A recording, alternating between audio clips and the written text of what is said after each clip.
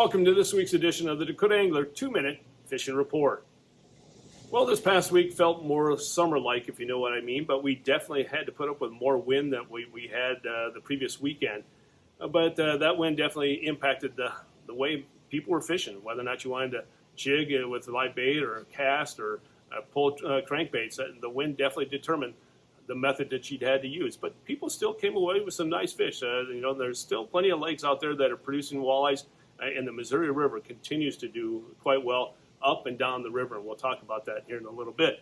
But the walleye butt in the northeastern part of the state, the lakes that produced the walleyes included Bay, Bitter, North and South Rush, Lynn Lake, Blue Dog, Dry Lake by Clear, Goose and Indian Springs produced a few, as well as Big Stone and Pickerel. Down the southeastern part of the state, the lakes that produced walleyes included Dry Lake by Willow Lake, Thompson, Henry, a few being caught at Whitewood, 81 Ponds, Sinai, and I emphasize that very few being caught at Ponset, but also Madison, Twin, which is the trophy lake, and then also Island, North Island that is, and then also Vermilion. Now, what have you guys been doing to catch the walleyes in area lakes?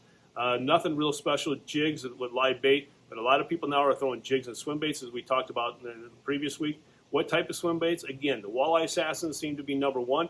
Kalen tickle shads have really made a resurgence again, and then also Kitech have been doing quite well. Other than that, some people now are pulling bottom bouncers with crawlers, and then also now with leeches becoming more available and having some success pulling leeches.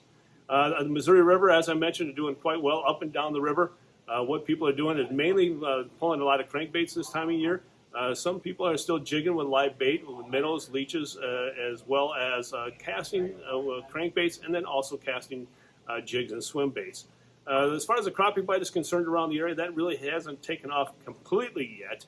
Vermilion had showed signs of that, and that's kind of tapered off a little bit. I think the mayfly hatch has impacted that, but now the mayfly hatch has definitely decreased quite a bit. But the lakes that produce crappie include Vermilion, Thompson, as well as Henry. In this week's edition of Todd's Tackle Tips, we're going to talk about something that I have never talked about before, and I wish I never would have to talk about that. A lot of you have probably already heard the rumors. Yes, we did get broken into the other night. I'm just really sorry to say that. It's hard to believe that it's happened to us. Quite honestly, we feel violated. It's hard to be in the store because of what we saw take place. And that person hopefully gets caught and pays the consequences of doing what he did that night. A lot of things were taken from here. We're not going to say what, but I will tell you that there's two things that are very identifiable. And one is a striker, big striker duffel bag, and that will have the word striker on there, or the big red S. And the other thing that is very identifiable is a Dakota Angler Blackfish jacket.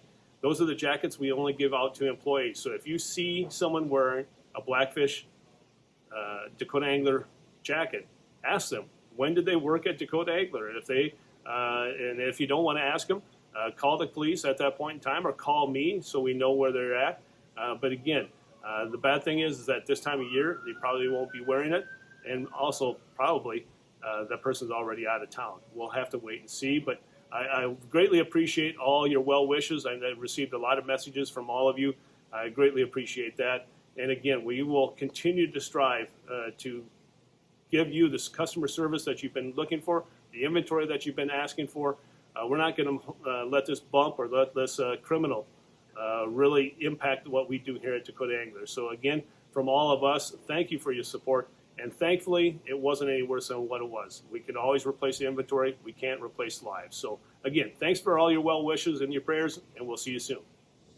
And now it's time to take a look at a few photos that you sent in to me this past week.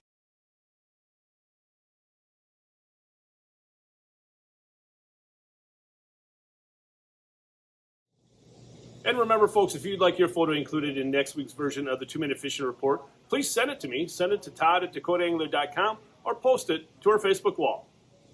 And folks, before we end this week's report, I want to remind you of our ongoing sale here on Fenwick rods, what we call Fenwick Frenzy. It's still ongoing, so if you're looking for a Fenwick rod or a Fenwick combo, make sure you check it out on our website at DakotaAngler.com or stop by here at the store, and we'll be more than happy to help you trying to find a rod that meets your needs.